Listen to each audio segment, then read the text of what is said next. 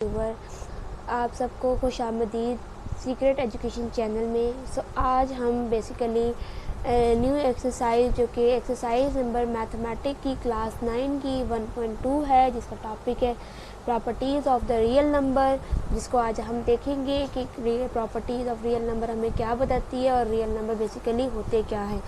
हम थोड़ी सी बात करते हैं कि रियल नंबर बेसिकली क्या होते हैं। If we talk about the real number in a general sense, the real number are those number which do not consider as an imaginary number। ये कोई ऐसा नंबर नहीं है जिसको हम इमेजिनरी नंबर के तौर पर काउंट करें, या मैथमेटिकली लैंग्वेज के अंदर हम बात करते हैं तो रियल नंबर जो होते हैं वो बहुत इंपॉर्टेंट रोल प्ले करते हैं to solve the any different kind multiple kinds of the problems in the mathematics.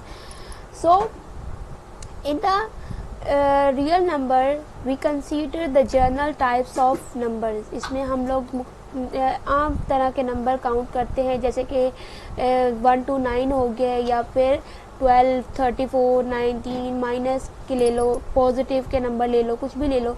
तो according to the real number के पॉइंट ऑफ व्यू से जब हम बात कर रहे थे तो डेफिनेशन हमें बेसिकली जो similar within a point में बता रही है। तो we can take any type of number which may be positive or negative called the real number. So उसमें नेचुरल नंबर भी आ सकते हैं, होल नंबर भी होते हैं, फ्रैक्शन नंबर भी होते हैं, integers, and the number either a large or a small, all are considered as the real number. So in the sum of the real number definitions, if I want to say that the real number is a number which represent any type particular और fix amount of quantity, यानी कि जिसको solve करने के बाद एक हमारे पास fix value आ जाए, उसे हम लोग बेसिकली आम लफ्ज़ों में रियल नंबर कह रहे होते हैं। अब हम देखते हैं कि हमारे पास आज बेसिकली हम 4 टाइप्स करेंगे जो कि रियल नंबर से रिलेट करती हैं, जिसमें से सबसे पहली टाइप्स होगी हमारे पास के क्लोजर प्रॉपर्टी।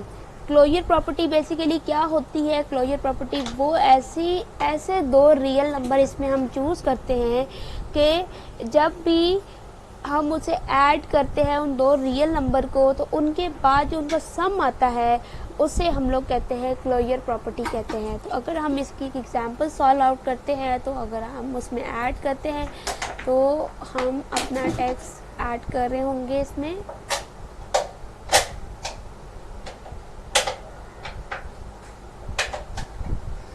तो हम इसमें जनाब सॉल्व करके मैं आपको एग्जांपल शो कर देती हूँ। वो ये बताएगी हमें कि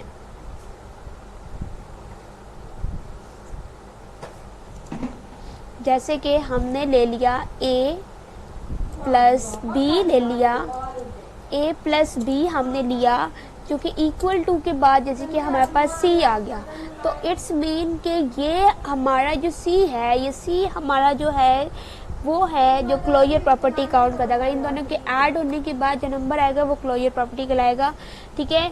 इन अ रियल तो वो रियल सेंस में काउंट होगा। तो जस्ट लाइक दैट के 1 प्लस 2 कर रहे हैं, इक्वल टू के बाद जो फिर इसका आंसर होगा तो वो closure property as a real, इसका सम आने के बाद जो नंबर काउंट होगा वो as a closure property count होगा। ये रही हमारी क्लोजर प्रॉपर्टी की टाइप्स। और अब भी हम चलते हैं अपनी न्यू प्रॉपर्टी की तरफ, जो कि है सेकंड है कम्यूटेटिव प्रॉपर्टी। कम्यूटेटिव हमें प्रॉपर्टी क्या बता रही होती है? वो ये बता रही होती है कि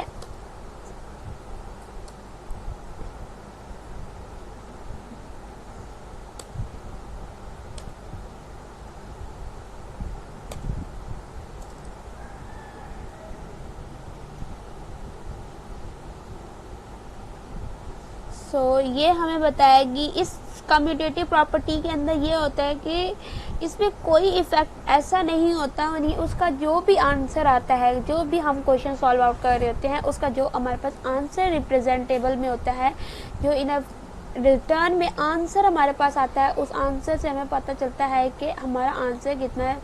उसके आंसर पर किसी किस्म का कोई इफेक्ट शो नहीं होगा, ठीक है। तो हम देखते हैं यहाँ पर अपना आंसर कि क्या पड़ता है। उसको हम जिस भी अंदाज से सॉल्व करें, ठीक है। जैसे कि अगर मैंने यहाँ पे किया a, तो यहाँ पर ले रहे हैं हम लोग 1 + 2 इक्वल टू 2 + 1। तो इनका जो भी आंसर, जैसे कि 1 + 2 = 3 = 3, तो यानी कि इसके आंसर पर किसी किस्म का कोई भी इफेक्ट नहीं होगा। जमा करने किया जाए तो जवाब पर कोई फ़र्क नहीं पड़ेगा, ठीक है। चाहे वो हम लोग पहले वैल्यू डिफरेंट का सिचुएशन से लिख ले, दूसरी डिफरेंट सिचुएशन से लिख ले, वो हम पे डिपेंड कर रहा होता है। तो ये कम्यूटेटिव प्रॉपर्टी कहलाती है। तो अब हम चलते हैं न्यू प्रॉपर्टी, जो कि हमारी है एसोसिएटिव प्रॉपर्टी। एसोसिएटिव प्रॉपर्टी के अंदर बेसिकली हम लोग देख रहे होते हैं कि यानी कि इसमें प्लेसमेंट चेंज करने से भी आंसर पर फर्क नहीं पड़ता, ठीक है। आंसर यानी कि आपका सेम रहता है। इसमें मेन पॉइंट आपका है कि आपका आंसर सिमिलर रहता है, ठीक है। तो हम चेक कर लेते हैं कि कैसे हमारा आंसर सिमिलर रहेगा।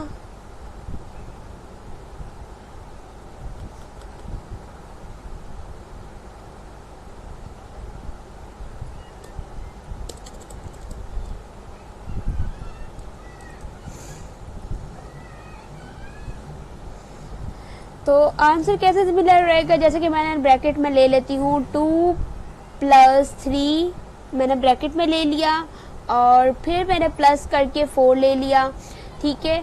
थोड़ा सा मैं अपनी क्वेश्चन का साइज इंक्रीज कर लेती हूँ ताकि आप लोगों को देखने में इजी हो सके और इससे आपको समझने में भी आसानी होगी, ठीक है।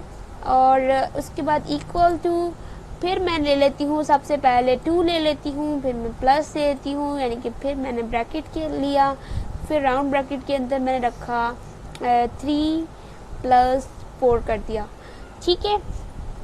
तो इट्स मीन देखिए यहाँ पर मैंने 2 ब्रैकेट के अंदर 2 + 3 है, तो यहाँ पर मेरा ब्रैकेट से 4 बाहर है। यहाँ लगे अगर मैं राइट हैंड साइड देखूँ तो मेरा 2 जो है ऑलरेडी ब्रैकेट से बाहर है। तो मुझे इसका देखना है कि आंसर पर क्या चीज़ आती है। देखिए आंसर पर जो है इसका कोई भी वो नहीं होगा, यानी आंसर सिमिलर आएगा, चाहे वो ब्रैकेट से बाहर रख के करूँ चाहे ब्रैकेट से अंदर रख के करूँ, चाहे वो पॉजिटिव हो चाहे वो नेगेटिव हो।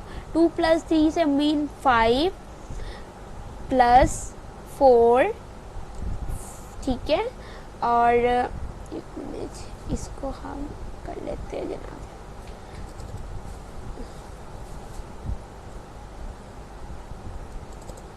इक्वल टू कर लिया। अब देखें इधर भी 3 + 4, तो अब हम पहले 2 एज इट इज़ लिख देंगे और हम अपना 3 + 4 जो ब्रैकेट के अंदर है इसको प्लस करके नीचे लिख लेंगे 7, ठीक है। अब फिर हम नीचे चलते हैं, 5 और 4 कितने होते हैं, 9 होते हैं बेसिकली, और इक्वल टू करा तो 2 + 7 कितने होते हैं, ये भी एज इट इज़ 9 होते हैं। तो देख लें कि मेरे चाहे प्लेसमेंट चेंज होने के बावजूद भी आंसर पर कोई इफेक्ट किसी किस्म का शो नहीं हुआ, ठीक है। तो अब हम अपनी लास्ट प्रॉपर्टी की तरफ चलते हैं, जो कि हमारे आज वीडियो का लास्ट पार्ट है, और इसको भी बड़े ध्यान से देखिएगा। और इसके अंदर जो अभी हम देखने जा रहे हैं वो ये देखने जा रहे हैं कि हमारे पास एडिटिव जो इन्वर्स है ये क्या काम करता है। एडिटिव इन्वर्स का काम ये होता है, इसमें किसी भी किस्म का कोई ऐसा नंबर, अगर कोई ऐसी वैल्यू, जिसमें कोई ऐसी वैल्यू ऐड की जाए जिसकी वजह से यानी इसकी आइडेंटिटी पर किसी भी किस्म का कोई फ़र्क ना पड़े, यानी कि वो जो नंबर है वो ही नंबर बाकी रहे, ठीक है। यानी उसके अंदर जैसे कि मैंने अब यहाँ पर ले लेती हूँ, मैंने लिया A, एक मुझे जो है ये करना A, और मुझे इसको सेलेक्ट करके इसको थोड़ा साइज इंक्रीज करना होगा, आपके लिए इजी हो जाएगा, आपको समझने में भी और मुझे समझाने में भी इजी होगा, ठीक है। और all is good right now. So A plus, जैसे मैंने 0 कर लिया, समथिंग कोई भी वैल्यू कंसीडर कर सकते हो, तो इक्वल टू A। यानी कि आप ये देखें यहाँ पर मैंने, अगर मेरे पास जो है, अगर मैंने A के अंदर 0 किया है लेकिन 0 ऐड करने से कोई इफेक्ट तो नहीं पड़ा, मेरे पास A का A ही रहा, तो इसी तरह अगर हम कोई मैथ्स के वर्ड्स लेते हैं, यानी कि जो कि बहुत इस स्टूडेंट के लिए कंसीडर करना डिफ़िकल्ट होता है समटाइम से, और जैसे कि मैंने प्लस कर दिया, +8 का ले, और उसके बाद मैंने 8 पॉजिटिव का लिया, +0 लिया। अब 8 के अंदर अगर मैं 0 प्लस करती हूँ तो इसका कोई असर नहीं होगा, 8 का 8 बाकी रहेगा, इसकी किसी भी आइडेंटिटी पर कोई फ़र्क नहीं, जैसे कि हमारा नाम है। तो इसी तरह ही यहाँ नंबर पर भी कोई फ़र्क नहीं पड़ा। अब उसके बाद हम न्यू एक तरह से देखते हैं कि इसमें एडिटिव इन्वर्स क्या होता है। ठीक है, एडिटिव आइडेंटिटी और एडिटिव इन्वर्स हमने सबसे पहले पढ़ा, एडिटिव आइडेंटिटी पढ़ा हमने, यहाँ पर एडिटिव आइडेंटिटी पढ़ा। सो अब हम नीचे पढ़ते हैं एडिटिव इन्वर्स पढ़ते हैं।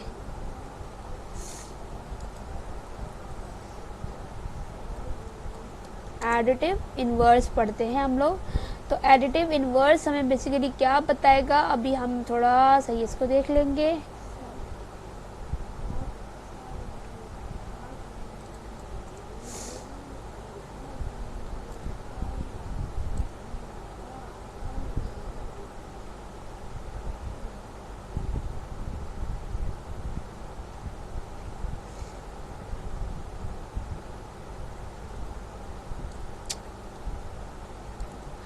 अभी हम देखते हैं एडिटिव इन्वर्स का मतलब होता है कि हमेशा जवाब में 0 ही हो, यानी कि कोई ऐसा नंबर चूज करेंगे कि उसको उसमें ऐड करने के बाद आंसर विल कम अप अ 0।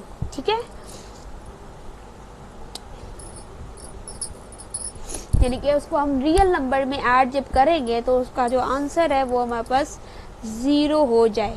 यानी कि जैसे कि मैंने लिया 2 पॉजिटिव का, मैंने लिया 2 पॉजिटिव का लिया और माइनस का 2, आंसर क्या हो जाए 0। तो अब ये देखिए ये 0 हो गया। अब मैंने यहाँ पर ले लिया, उसके बाद मैंने यहाँ पर ले रही हूँ 3 4 -4, तो आंसर दोनों का क्या आएगा 0 = 0। तो इस तरह से ये हमारी आज की वीडियो है। आई होप सो कि आप सबको समझ आया होगा और आपको इजी कॉन्सेप्ट के साथ छोटी एग्जाम्पल के साथ समझाने की कोशिश की। सो अगर आपको ये वीडियो पसंद आई तो लाइक शेयर एंड कमेंट करना मत भूलिएगा और इसको सब्सक्राइब कीजिएगा, और ताकि आपको फर्दर आने वाले वीडियोस का नोटिफिकेशन इजीली आप तक पहुंच जाए। जज़ाकल्लाहु खैरा, तब तक के लिए इजाज़त दीजिए और अपनी दुआ में याद रखिए। अल्लाह हाफिज़।